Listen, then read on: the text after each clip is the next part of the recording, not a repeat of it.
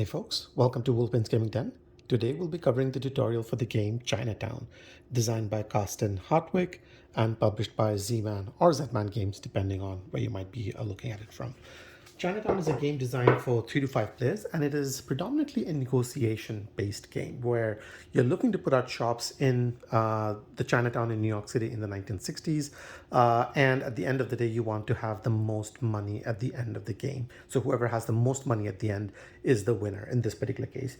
You'll be doing that by basically building different shops over these different spots that you can see out on the map.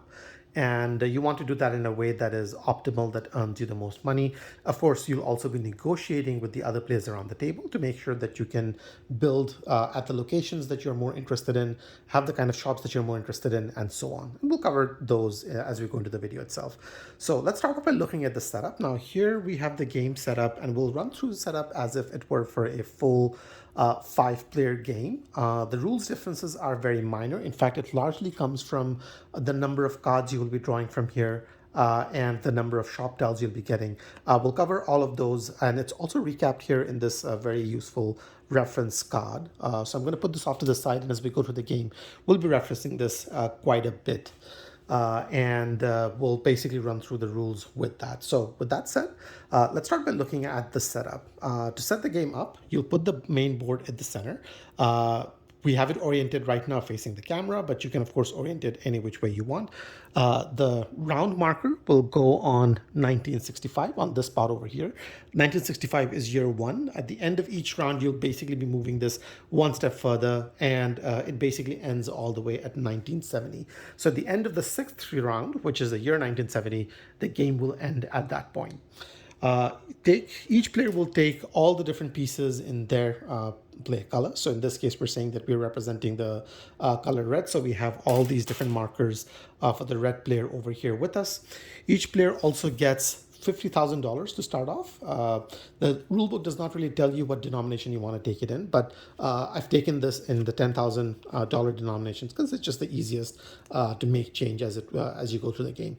The one thing I'll quickly call out is that the money in the game is printed on one side, not on the other. And the reason why this is so is because obviously when you're starting off, everybody has the same amount of money, but as you go through the game, the idea is you want to keep your money face down, because this is meant to be private information during the course of the game until the very end, when you reveal who has how much money, to determine who is basically the winner at the end of the game. Each player will also get one of these reference cards, and we'll come back to this over the course of the game to see how this is going to work. But you're going to take one of these and put it in front of you. You will take all the different location cards. So the location cards are basically these ones that have a number printed on them, and these numbers will correspond to these spots on the board. You will give this a shuffle and put this off to the side. So we have this one right over here.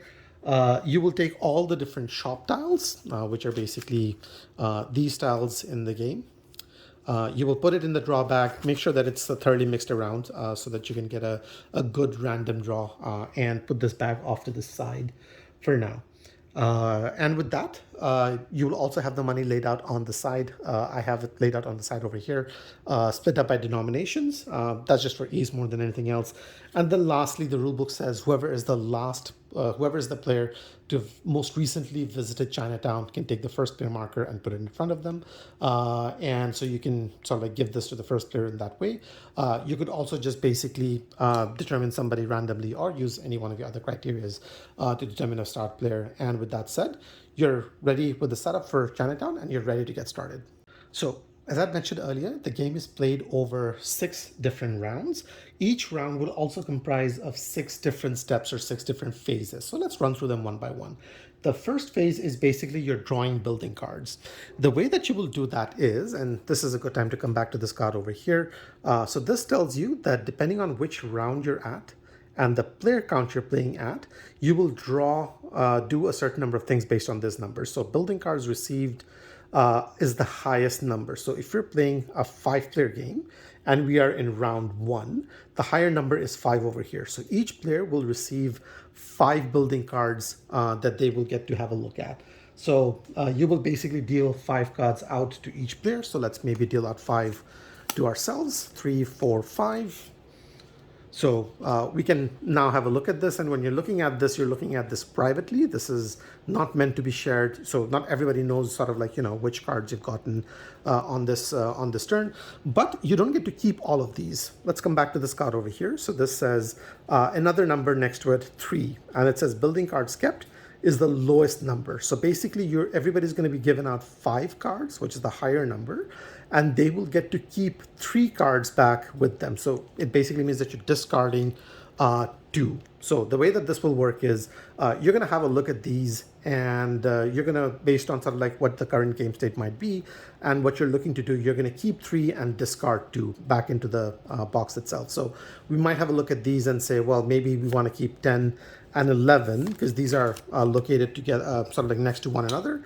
And we'll sort of like have a look at how this is useful later on. So maybe we want to keep these 2. And then for the third one, maybe we want to keep 41, just because we don't really know much at this point. And then we'll discard the 2 that we have not used. Any cards that are discarded in this way will be put over here, and they're basically going to be shuffled back into the deck itself. So for now, we've just put it on the top, but know that all the discarded cards go onto the deck and they're reshuffled in so that they can come out at a future turn. So at this point, we can basically lay these cards down in front of us, the ones that we have chosen, and we're going to put one of our markers on each one of these as a reminder that we have one of these sort of like put down over here. We'll now have a look at the game board area. So we have 10 and 11. And we can see that 10 and 11 are right next to each other as we had expected. So we're going to put down 10 and 11 over here. And then we're going to take 41 and put the 41 over here. These basically represent that unless we sell these locations or trade these locations away, these locations are now sort of like they belong to us for us to put down shops in or trade or do whatever we want to do with it. Once you've done that, these cards are now discarded. However, this discard does not go back into the pile. This discarded will go out of the game at this point. So phase 1, you're going to deal out the building cards based on the number given on your card. You're going to keep a certain number of these. The rest go back into the deck itself. They're all reshuffled. Everybody reveals the cards they've kept at the same time, and they will put down the markers on the cards chosen, and the cards then are basically discarded and they're out of the game. You're done with the first step. The second step is drawing shop tiles. Again, we'll refer to this card to see how many shop tiles we're drawing. So here it says shop tiles drawn is the red number. So round 1, 5-player game, the red number is 5. So we're all going to draw 5 shop cards and we're going to take it in front of us. So we're going to go to our draw bag over here and we're going to draw 5 shop tiles from here. Now, when you're drawing it, the rulebook says that you want to keep it secret from the others while everybody is drawing their tiles as well. And then once everybody's drawn it, you can then reveal at the same time. So let's maybe do that. So we do these 5. And then let's say everybody else has drawn theirs. So now we can reveal what these different tiles are. So we're going to put these in front of us. And at this stage, this becomes public information. So now everybody knows the different kind of shop tiles I have available in front of me. Let's have a quick look at the anatomy of some of these tiles and see why this may be important at this particular point in time. So this one says it's a dim sum shop and it has a number printed on it. Different types of shops basically work the same way for gameplay purposes. The important thing in here is the number because you want at least 5 dim sum tiles located adjacent one to another, connected together. And when I say adjacent, I don't mean diagonally, orthogonally. And then they can basically start earning you income at a higher level. If not, they will still give you some income when they're out on the board, but it's going to be a lower amount. So we have 5 of these laid out over here, so that's great. Once we're done with this, the second phase, we'll move on to the third phase, which is basically trading. And trading is pretty much free form. Trading basically works in the sense that, you are going to trade around the table. Everybody's going to be trading with everybody else simultaneously. You could trade with multiple players at the same time. Multiple players could be trading with you at the same time. You could interrupt other trades and sort of like try to sort of like scuttle it and make sure that it doesn't go through by offering some incentive of your own. It's all up to you in terms of how you want to do it. But let's understand what a trade could look like. So a trade could look a certain number of different ways So here we've fast forwarded and we've assumed that, in a 5-player game, we've got the different markers put out for the 5 different players so that we can have look at a live example of how some of this might work. So in a trade, you can basically trade anything for anything as long as both parties agree to it. And the one other thing you want to keep in mind is any future-based promises made are not binding. So if you say, hey, if you do this for me now, I'm going to give you this in round 3, it doesn't matter. There's nobody who can hold to it as per the rules of the game. So in a trade, basically, you could look around and you could say, hey, I want something in exchange for something else. So green over here might be saying, well, I have 2 of these locations taken out. Maybe if I got this spot, this could be really nice for me because I could then start expanding my row of same different kind of stores over there. So maybe I want to offer an incentive to red. So things you could offer in exchange could simply be straight up money. So you could say, hey, I'm going to give you $20,000 if you are willing to give me that spot over there. And if they agree, you basically remove the red marker, put a green marker down, and then the red marker comes back to the player. So that could be an example of one trade. You could also offer a like for like trade. So you could say, hey, I want to put down one of my markers over here, but maybe I can offer you another spot in exchange. So if we agreed, we could swap out our locations, and that could be an example of a trade. Of course, green is benefiting in this particular example, potentially. So green might say, hey, you know what, we'll do the swap, so I'll give you that location in exchange for that, and I'm going to give you maybe $20,000 as a sweetener for you to be incentivized to do that. So that could be another example. So you do the swap, and then money's exchanged as well. On a subsequent rounds, you would also have different spots where these stores are set out. So yellow, for example, might have their store set up over there with the marker, and we'll talk about how this might be done.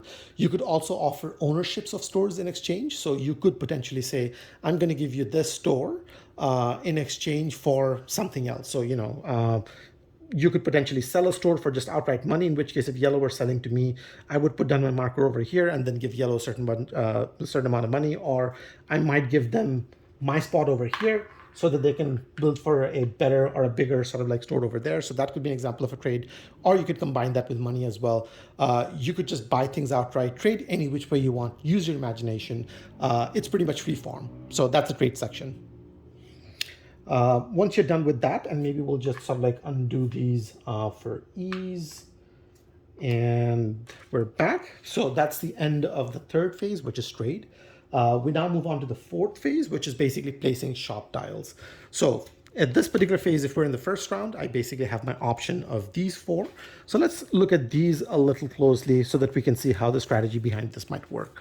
So we have a photo, sort of like a tile over here that requires 3 to be completed. Oops. We have a dim sum that requires 5 to be completed. We have a restaurant that requires 6 to be completed, a seafood that requires 3, and an antique that requires 6. So it's a little tough because it looks like we have pretty much all unique ones set up over here. So, but we can still start making some decisions. So we might say, because we have 2 of these already laid out together, maybe we were feeling a little bit more ambitious with that location. So I might say, hey, I'm going to start building towards an antique shop over there. So I'm going to put down my antique shop token over here, and then the marker goes on top of it. So that's considered an incomplete antique store because you need 6 of these orthogonally adjacent together in one area for that to be a complete shop. So it's an incomplete one, and we might say, because we have only 1 over there, we don't want to be too risky. Maybe we want to take one of these that has a requirement of 3 of these and put that down over here and build towards that. The remaining will basically stay in front of me. I don't have to put all of them down. I don't have to put any of them down. I can just put down on the spots where I have my markers that are empty and available with the tiles that I have available in front of me. I can save them for a later round as well. That's my prerogative. The one thing to note is that once you do have the shop tiles put down, ownership can change, as we saw in the example in the trade round, but the shops can never be removed from there. So they're pretty much locked in for the rest of the game at this point. Once you're done with placing the different shop tiles, you will now go into earning income. And the way that income will work, and we'll come back to the reference sheet because the other side gives us that information over here. So this tells you how much money you would earn based on whether your business is incomplete or complete. and based on how large of a cluster you have. So right now, the only two ones that I have are one each. So I don't have anything that big. And they're both incomplete because none of them have the minimum number that's required. This one requires 3, this one requires 6. So I only have this one. So I'd get 10,000 for this and 10,000 for that. So I'm getting 20,000 during my income phase. Now, in a subsequent round, let's maybe pull up a few more of these tiles and see if we can create a larger contiguous body for purposes of this example. So maybe on a future round, I might have my antique over here. And in that case, that would still be incomplete because antiques require 6. I have 2. So I would take the 2 incomplete income for this. So that would get me 20,000. This would still get me 10,000. If I could have 6 antique tiles together, so let's say maybe something like this, that would get me 6. But it would be complete now, so I would get the value for the complete, which is 140,000, which goes without saying is a pretty decent amount of money in this game.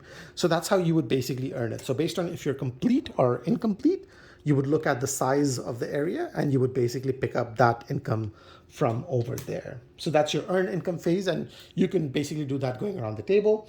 And then lastly, you would move your marker 1 space. So once everybody's done with the income phase, in the last round, you move your marker 1 space over, and then you're off to the races to start the next round. So you're going to go this way around the table as you complete the 6 different rounds that the game requires. At the end of the 6th round, you will now basically tally up the money that everybody has. So remember, we were keeping this information private. So everybody now flips this over. Everybody counts up the total amount of money that they have. And then whoever has the most money at that point wins.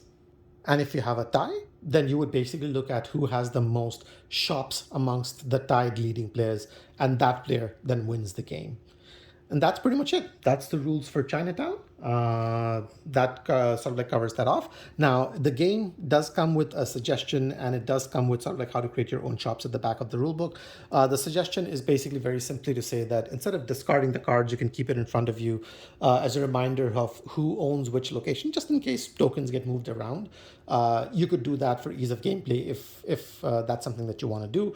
The game box also does come with a bunch of blank tiles, and you can use that to create your own shop styles if you want. The requirements for that are listed at the back of the rulebook over here, where it says create your own shops.